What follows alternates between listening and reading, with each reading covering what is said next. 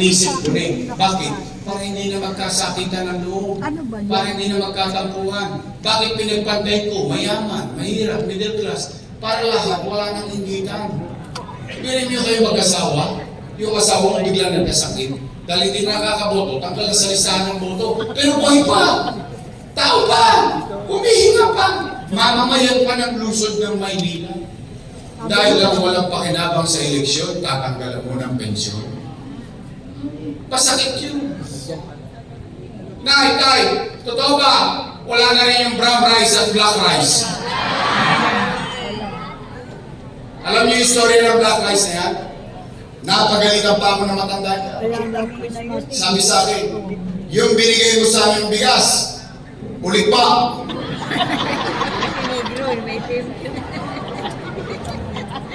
Sabi ko na, ako, yan po yung pinakamahal na bigas sa buong mundo. Naalala niyo, pagka Pasko, may binibigay akong Christmas package sa bawat pamilyang Manileño. Naalala niyo yun? On top of the family, halimbawa sa loob ng pamilya, halimbawa tatlong pamilya sa isang bahay. Every family meron. Ngayon, kung mayroong matanda sa loob ng pamilya, di ba may extra siyang regalo? Kung dalawa yung matanda, dalawa yung regalo. Tama mali? Wala na rin daw yung black rice, brown rice. Tay, wala na rin daw yung insure na gatas. Pinalitan ba talaga ng istiko? Hindi nga, totoo ba yung sinasabi nyo? Talagang galit sa inyo. Eh, binibigyan ko kayo ng insure para mababuhay nyo, binigay naman sa inyo diabetes. Tay, totoo ba na wala na rin yung cake, naging cupcake? Totoo ba talaga itong mga sinasabi nyo? Talaga? Tingnan ninyo. Ang hindi ko maintindihan, bakit kailangan nilang baguhin? Eh bakit po ba yung ginagawa sa senior citizen? Bakit kayo may metformin, losantan, insure, pension, cake, and so on and so forth? Bakit? Alam niyo kung bakit kayo ginagawa? Bakit po kayo binibigyan ng halaga? Importansya. Alam niyo bakit? Kasi konti na ang birthday niyo.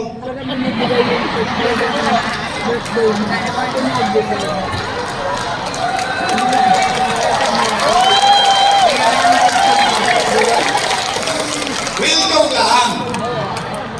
Huwag kayo matakot doon, kurang na lang yan. Pero hindi yung, alam mo yung pakiramdam na bata ka, may matanda, binibigyan mo ng ngiti. Yung gusto mo iparamdam sa kanya na mahal mo siya. Yung gusto mo iparamdam na importante pa siya. Yung gusto mo iparamdam na may halaga pa siya sa lipunan. Na mahal pa siya ng gobyerno. Tama yung sinabi ni Chichi. Nung bata kami, malambot ang buto namin. Matitigas ang buto nyo, inalagaan nyo kami. Ngayon, marurupok na buto nyo, kami naman ang matigas ang buto. Kami naman ang mag-alaga sa inyo.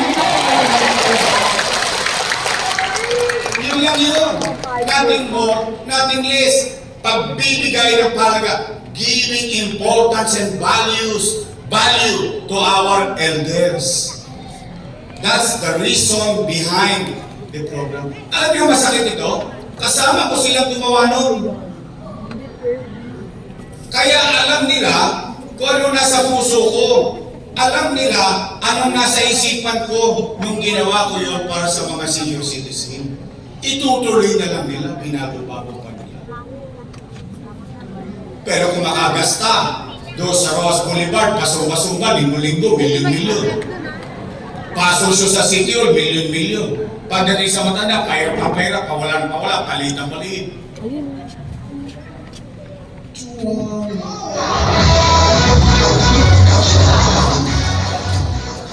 Tay.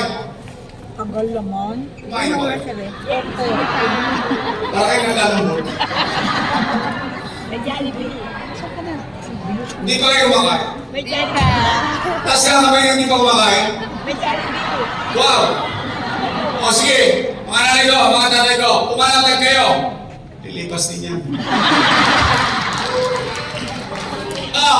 Umuwi kayo! Umuwi kayo ng busog ng pag-asa. Sa pag-asa malang mabusog kayo ngayong hapon na ito. Sabihin niyo sa inyong mga anak, sa inyong mga mahal sa buhay, kamag-anak at kakilala, may awa ang Diyos sa tulong ninyo. Nakabalik tayo, ibabalik ko ang lahat na nawala sa senior citizen.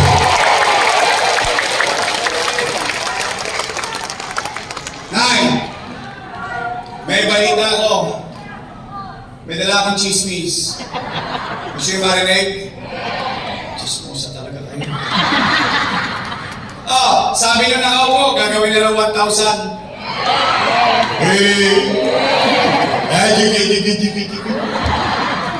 Sabi naman isang kandidato, gagawin daw 2,000.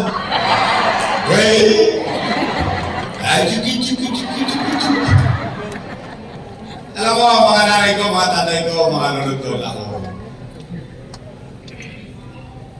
Itong mga politiko na ito, masyadong maliit ang pagtingin sa atin. Akala nila, atat tayo sa pera. Ang hindi nila naintindihan, we are after to the program. To the one who's giving importance to us and giving value. Sabi sila, walang pera, maraming utang, kaya wala tayong gamot sa health center. Sabi, walang pera, kasi kaya wala tayong gamot sa ospital. Ngayon, Oktubre, nagkapera.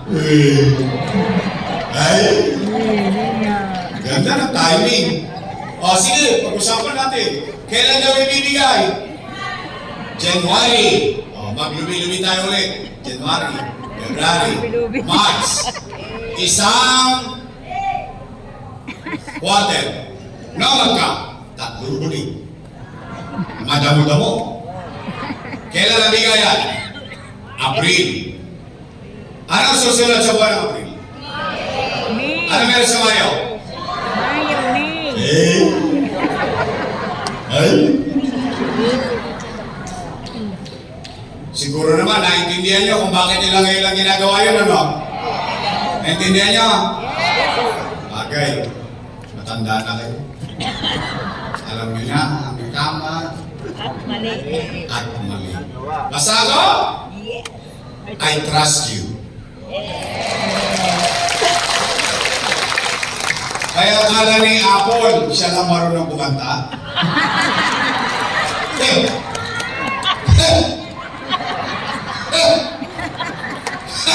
Hinihika ako. May kanta ako dyan. Baka alam nyo, sabayan nyo ako. May dedicated song ako dyan. Yung pabigla-biglang kilos. Bakit ngayon ka dumating sa buhay ko? Pilit binubuksan, may isko na ang puso ko.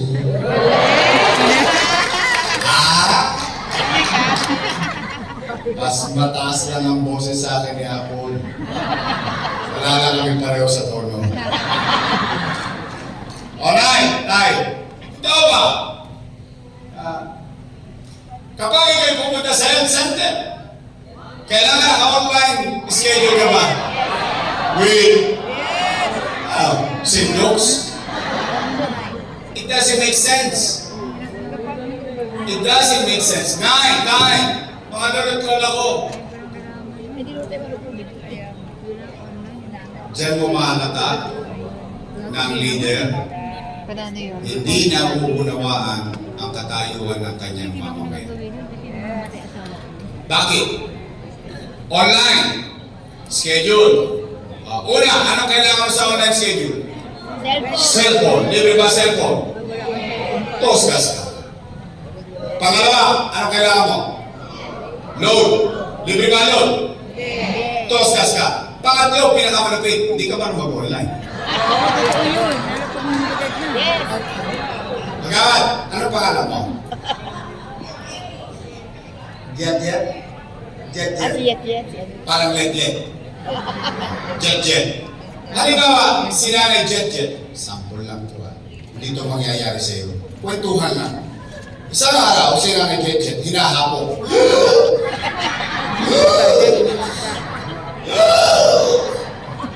Apo, dali mo nga ako sa health center, magpapacheck up ako. Ano sagot mo Apo? Tumigil ka, Lola, wala kang online ha? Ano nangyari kay Nanay Jet?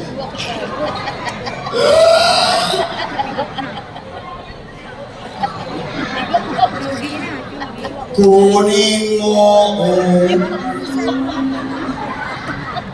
It doesn't make sense. Ang health center, hindi ka para gamutin.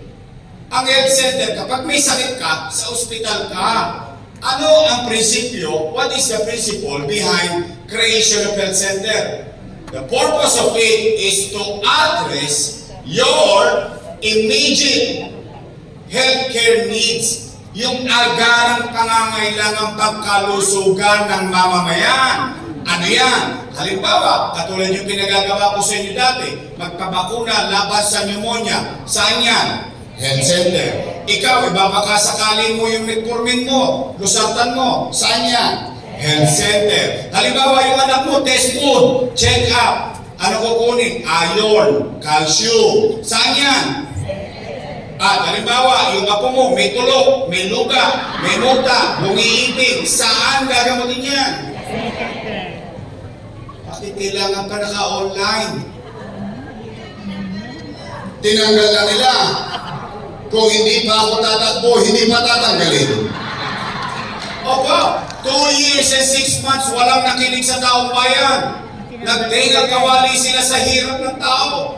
Kung wala pang lalaban, hindi pa tatanggalin. Kung wala pang lalaban, hindi pa tataasan ng pensyon. Eh gusto pala nilang gawing 1,000. Sana pag-upo pa lang nila, ginawa na nilang 1,000.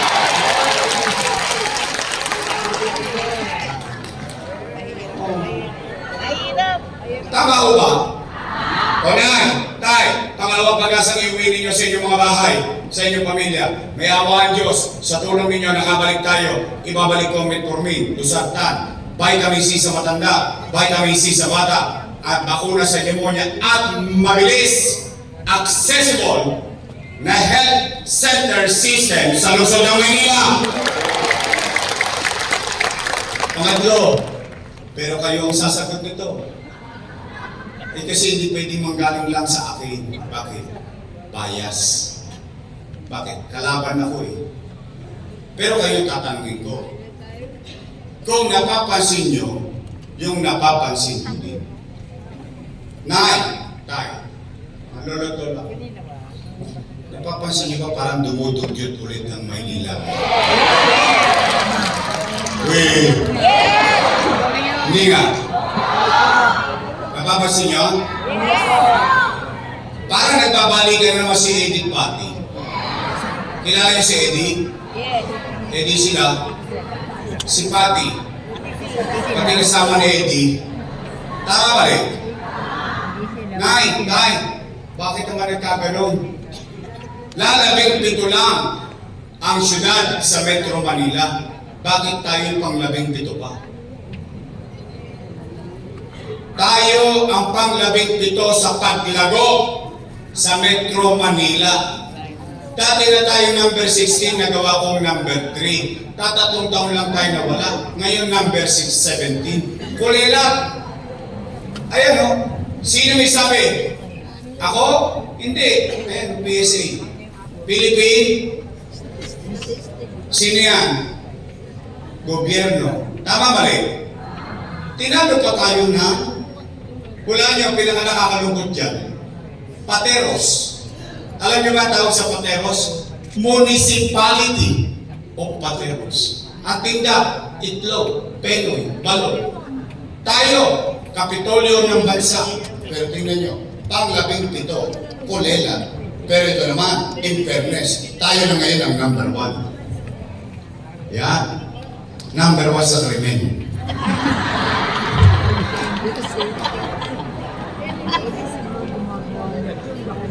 Number 1 in crime index. Ano ibig sabihin yan? Number 1 tayo sa patayan, krimen, holdapan, snatching, droga. Not Philippines. Not Philippines, ha?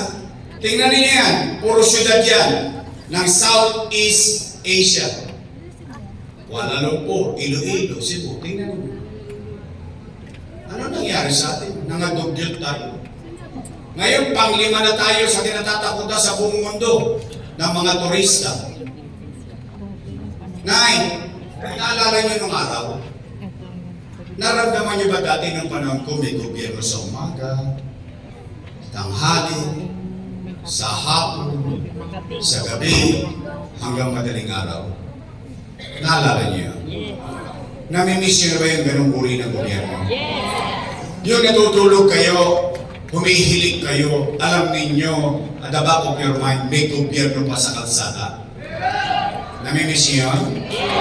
Namimiss niyo ba yung gobyerno mabilis kumilos? Then, Nay, mga natutulog ako, help me make Manila great again.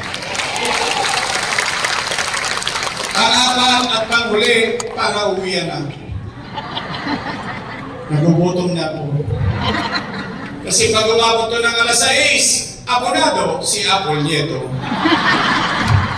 At pili ko maraming titilawon na kaldero. Walang nagsaing sa bahay. Nandito lahat nagchismisa sa Isitar Recto. O Nay, pero ito yung pinakamahalaga. Bakit? Pera ito ng taong bayan. Mahalaga yun sa inyo. Yes. Dapat lang. Nay, nakalulungkot isipin, yung mga dating pumupuri sa akin, laging papuri na papuri.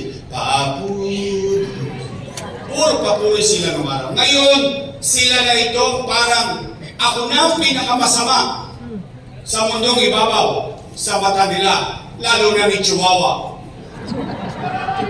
Wow. Ang sabi nila, si Yorme, maraming iniwang utang. Narinig niyo na yan? Narinig ko na rin eh. Sino may sabi? Pero, hindi nyo pa narinig kung anong ginawa nila sa loob ng 3 taon. Wala. Pero narinig nyo na yung sisi. Maraming utang ang Maynila. Ano? Gusto nyo malaman ang sagot? Naman. Bakit? Pera nyo yun eh. Exactly. Tanong, gusto nyo bang sa akin mismo marinig ang sagot? Yes. Dapat lang. Bakit? Ang mga leader, hindi lang ako, kaming lahat, dapat maging responsable sa bagay na ginawa namin sa bayan. Lalo na pinag-uusapan sa lapi ng pamayanan. Tama ba rin?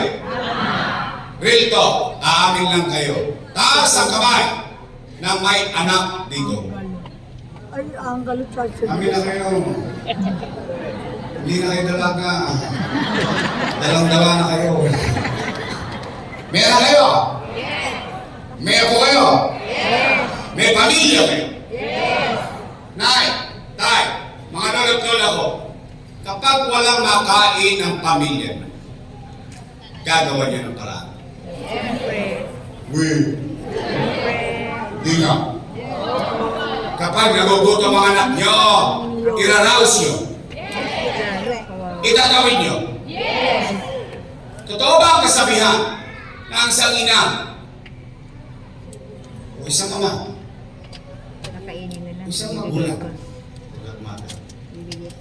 susubo mo na lang. Ibigay mo sa iyo. Opo, totoo yan. Totoo yun? Yes. Talaga? Yes po. Lahat gagawin nyo? Buko na lang nga. Ayaw ko na. May raos yun lang ang pamilya Hindi ko niyo. na sa aking anak. Opo. Eh, ganun din naman ginawa ko bilang ama ng 2 milyong Manileño noong panahon ng pandemya.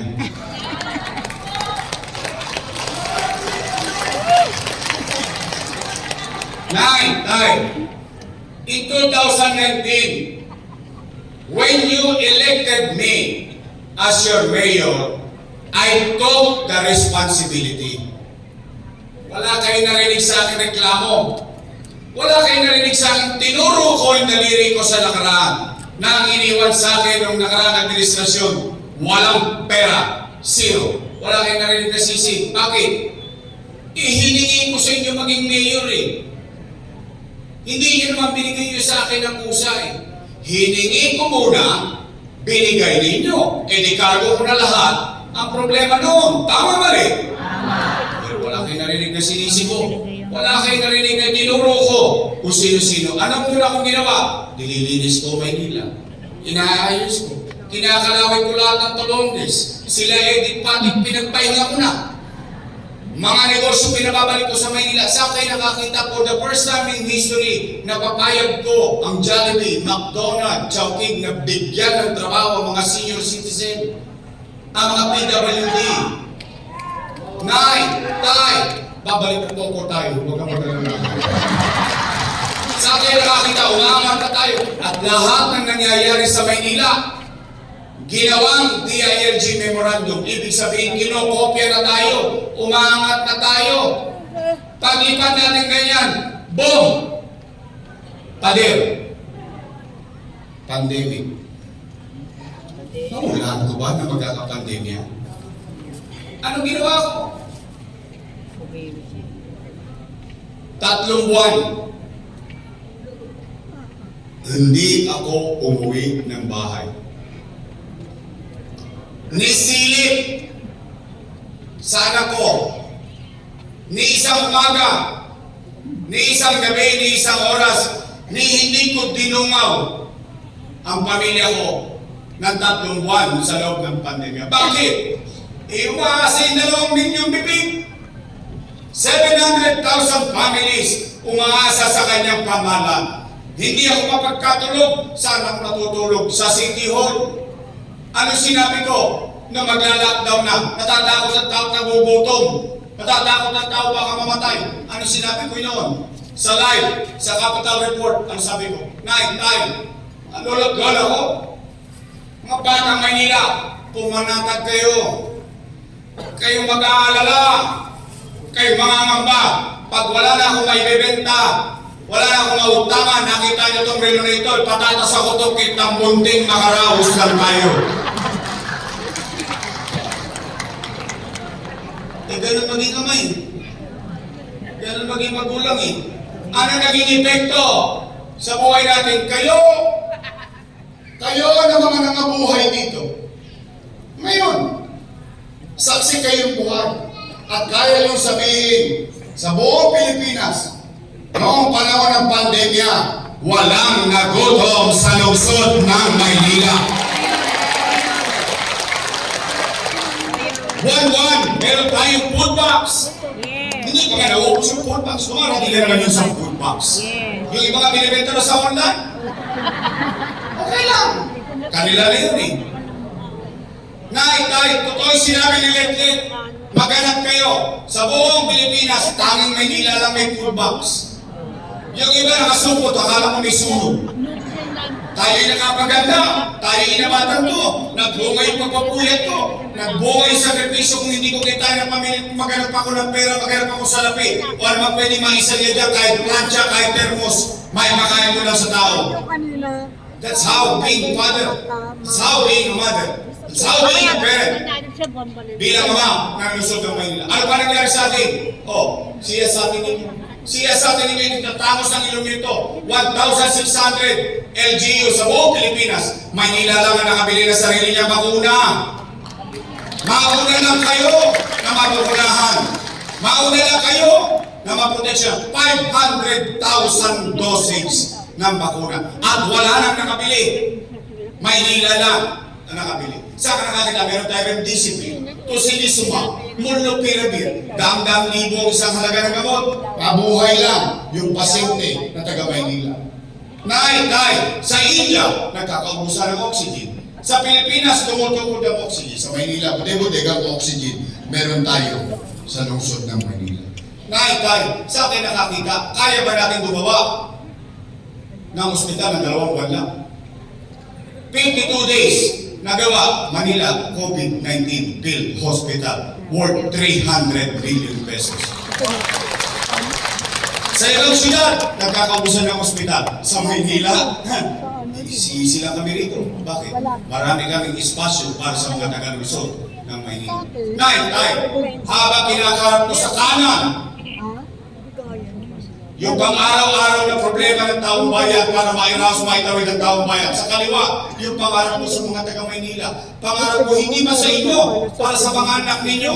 Habang ginagawa ko sa kanan, yung pang-araw-araw na pangangailangan, yung panghabang buhay na paglago at kapakinabangan ng tao, tinatayo, Condominium 1. Condominium 2. Yung kapitbahay ninyo, Pinondominium 1. na doon sa Juan. Basay Community.